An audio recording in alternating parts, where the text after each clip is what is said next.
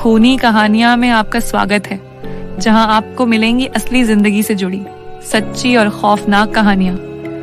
हर कहानी एक नई हकीकत से पर्दा उठाएगी। आप सुन रहे हैं खूनी कहानियां, डर की सच्ची दास्तानें, उन्हीं की जुबानी। अब मिलते हैं आज के मेहमान से और सुनते हैं उनकी सच्ची मगर दिल दहला देने वाली कहानी। मेरा नाम अली है और जो घटना मैं आज आपको सुनाने जा रहा हूं वह मेरी जिंदगी का सबसे डरावना अनुभव है। आज भी जब उस रात के बारे में सोचता हूं तो पूरे शरीर में सिहरन दौड़ जाती है। यह लगभग 3 साल पहले की बात है। मैं अपने 3 दोस्तों के साथ एक घने जंगल में कैंपिंग करने गया था। रास्ते में एक बुजुर्ग ने हमें रोककर कहा था, सूरज ढलने के बाद इस जंगल में मत रुकना, रात होते ही यहाँ कोई और जाग जाता है। हमने उनकी बात पर हंस दिया और आगे बढ़ गए। शाम तक हमने टेंट लगाए, आग जलाई, खाना बनाया और देर रात तक बातें करते रहे। लेकिन शुरू से ही एक बात अजीब थी। पूरा जंगल बिल्कुल शांत था। ना कोई पक्षी, ना कोई जानवर, ना झींगुरों की आवाज। ऐसा लग रहा था जैसे पूरा जंगल सांस रोके किसी चीज का इंतजार कर रहा हो। करीब रात के 3:17 पर मेरी आंख अचानक खुल गई। मुझे साफ सुनाई दे रहा था कि कोई मेरे टेंट के बाहर सूखे पत्तों पर धीरे धीरे चल रहा है। छर छर छर। मैंने सोचा शायद मेरा कोई दोस्त होगा। मैंने उसका नाम लेकर आवाज लगाई, लेकिन कोई जवाब नहीं मिला। तभी किसी ने मेरे टेंट पर 3 बार दस्तक दी। थक थक थक।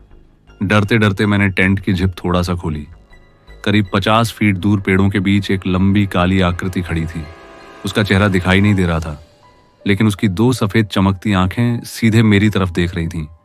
मैंने तुरंत जिप बंद कर दी और अपने दोस्तों के टेंट की तरफ भागा। पहला टेंट खाली था, दूसरा भी खाली। तीसरे टेंट में सिर्फ एक मोबाइल पड़ा था, जिसकी वीडियो रिकॉर्डिंग अब भी चल रही थी। मैंने कांपते हाथों से वीडियो चलाई। वीडियो में मेरा दोस्त टॉर्च लेकर जंगल की तरफ जा रहा था।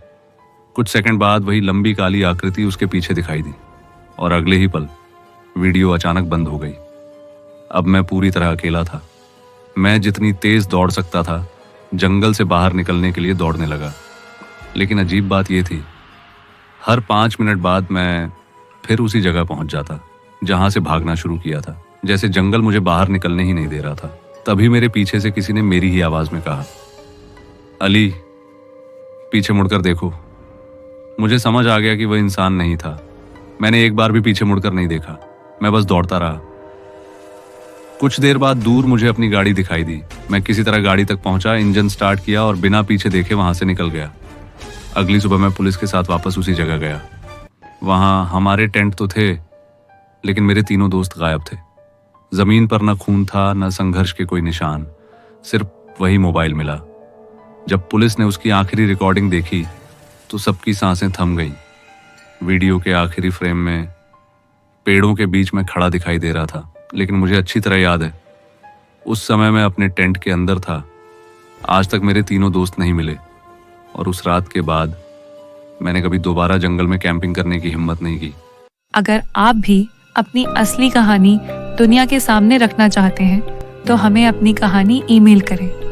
हम आपकी कहानी को आवाज देंगे और सबके सामने लाएंगे।